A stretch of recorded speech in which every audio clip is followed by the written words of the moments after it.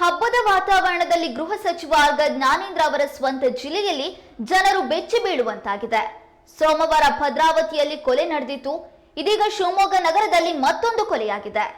ಹೌದು, ಕಳೆದ ರಾತ್ರಿ ವ್ಯಕ್ತಿಯೊಬ್ಬನನ್ನ ನಡು ರಸ್ತೆಯಲ್ಲಿ ಕೊಲೆ ಮಾಡಿ ದುಷ್ಕರ್ಮಿಗಳು ಪರಾರಿಯಾಗಿದ್ದಾರೆ.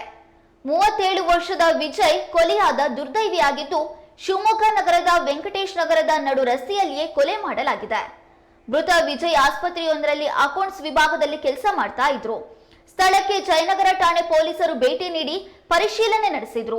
ಘಟನೆ ಸಂಬಂಧ ಪ್ರತಿಕ್ರಿಯೆ ನೀಡಿರುವ ಎಸ್ಪಿ ಮಿಥುನ್ ಕುಮಾರ್, ಮೃತ ವ್ಯಕ್ತಿ ರಾತ್ರಿ 1:30ರವರೆಗೆ ಮನೆಯಲ್ಲಿಯೇ ಇದ್ದ. ಆನಂತರ ಆತನಿಗೆ ಒಂದು ಫೋನ್ ಕಾಲ್ ಬಂದಿದೆ. ಆಗ ಮೃತ ವಿಜಯ್ ಅವರ ತಂದೆಗೆ ಕೆಲಸ ನಿಮಿತ್ತ ಹೊರಕ್ಕೆ ಹೋಗ್ತಾ ಇರೋದಾಗಿ ಹೇಳಿ ಮನೆಯಿಂದ ಹೊರಬಂದಿದ್ದಾನೆ. ಸುಮಾರು 3 ಗಂಟೆ ಸಮಯದಲ್ಲಿ ಕೃತ್ಯ ನಡೆದಿದ್ದು, ಇದಕ್ಕೆ ಸಂಬಂಧಿಸಿದಂತೆ ಸಿಸಿಟಿವಿ ದೃಶ್ಯ ಲಭ್ಯವಾಗಿದೆ. ಸ್ಥಳದಲ್ಲಿ ಕೆಲ ವಸ್ತುಗಳು ಲಭ್ಯವಾಗಿದ್ದು, ಪ್ರಕರಣವನ್ನ ದಾಖಲಿಸಿಕೊಂಡು ತನಿಖೆ ಮುಂದುವರೆಸಿದ್ದೇವೆ ಎಂದು ತಿಳಿಸಿದರು.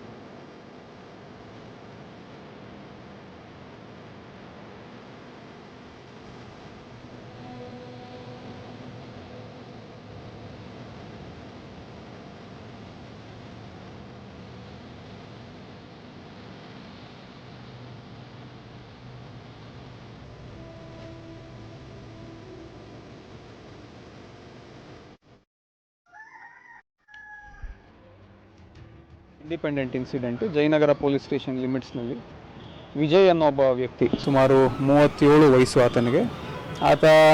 ಅಂದರೆ ಆತನ ತಂದೆ ಮೂವಿ ನೋಡ್ಕೊಂಡು ಒಂದು 12:30 ರಾತ್ರಿ ಅಷ್ಟೊತ್ತಿಗೆ ಮನೆಗೆ ಬರ್ತಾರೆ. ಅದಾದಮೇಲೆ ಈತ ಆಸ್ಪತ್ರೆಯಲ್ಲಿ ಅಕೌಂಟ್ಸ್ ಡಿಪಾರ್ಟ್ಮೆಂಟ್ನಲ್ಲಿ ಕೆಲಸ ಮಾಡ್ತಾ ಇರ್ತಕ್ಕಂಥ ವ್ಯಕ್ತಿ. ಅವ್ರಿಗೆ ಒಂದು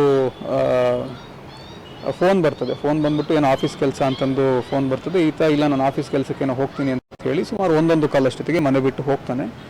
ಏನು ಘಟನೆ ಆಗಿದೆ ಅದು CC ಕ್ಯಾಮ್ರಾದಲ್ಲಿ ಕಂಪ್ಲೀಟ್ ಕ್ಯಾಪ್ಚರ್ ಆಗಿದೆ. ಅದನ್ನು ಕೂಡ ತನಿಖೆ ಮಾಡ್ತಾ ಇದ್ದೀವಿ. ಒಟ್ಟು ಒಂದು 3 ತಂಡ ಮಾಡಿದ್ದೀವಿ, ಪ್ರತ್ಯೇಕವಾದಂಥ ತಂಡಗಳು. ಅಂದರೆ ಮೊದಲನೇ 2 ಇನ್ಸಿಡೆಂಟ್ ಏನು ಹೇಳಿದೆ ನಾನು, ಅದಕ್ಕಾಗಿ ಯಾರ್ಯಾರು ಆರೋಪಿತರಿದ್ದಾರೆ ಅಂತಂದು ಕೆಲವಷ್ಟು ಮಾಹಿತಿ ಇದೆ. ಅವ್ರನ್ನ ನಾವು ಇಮಿಡಿಯೇಟ್ಲಿ ಪಿಕ್ ಮಾಡ್ತೇವೆ. ನಾವು ಅದನ್ನು ತನಿಖೆ ಮಾಡಿ ನಿಮಗೆ ಸಂಪೂರ್ಣವಾದ ಮಾಹಿತಿನ ಕೊಡ್ತೇವೆ. CC ಕ್ಯಾಮ್ರಾದಲ್ಲಿ ಕೆಲವು ದೃಶ್ಯಾವಳಿಗಳು ಕೂಡ ಕ್ಯಾಪ್ಚರ್ ಆಗಿದೆ. ಯಾರು ಬಂದಿದ್ರು ಏನು ಎತ್ತ ಅಂತಂದ್ಬಿಟ್ಟು ಅದಕ್ಕೆ ಆದ ಒಂದು ಪ್ರತ್ಯೇಕವಾದ ಟೀಮ್ನ ಕೂಡ ಹಾಕಿದ್ದೀವಿ. ತನಿಖೆ ಆಗಿದ ನಂತರ ಪೂರ್ಣಗೊಂಡ ನಂತರ ನಾನು ತಮಗೆ ಮತ್ತಷ್ಟು ಮಾಹಿತಿ ಕೊಡ್ತೇನೆ. ಸ್ವಲ್ಪ ಅನುಮಾನ ಇದೆ, ಕೆಲವು ಸಾಕ್ಷ್ಯಾಧಾರಗಳು ಸಿಕ್ಕಿದೆ. ಅದರ ಆಧಾರದ ಮೇಲೆ ನಾವು ಕೆಲಸ ಮಾಡ್ತಾ ಇದ್ದೀವಿ. ಅದೇ ಈಗ ಅವರು ಕೆಲಸಕ್ಕೆ ಹೋಗ್ತೀನಿ ಅಂತಂದ್ಬಿಟ್ಟು ಹೇಳಿ ಹೋಗಿದ್ದಾರೆ. CC ಕ್ಯಾಮ್ರಾದಲ್ಲಿ ಕ್ಯಾಪ್ಚರ್ ಆಗಿದೆ. ಆ CC ಕ್ಯಾಮ್ರಾದಲ್ಲಿ ಫುಟೇಜ್ನ ನೋಡಿಕೊಂಡು ಮತ್ತಷ್ಟು ತನಿಖೆಯನ್ನು ನಾವು ಚುರುಕುಗೊಳಿಸಿದ್ದೇವೆ.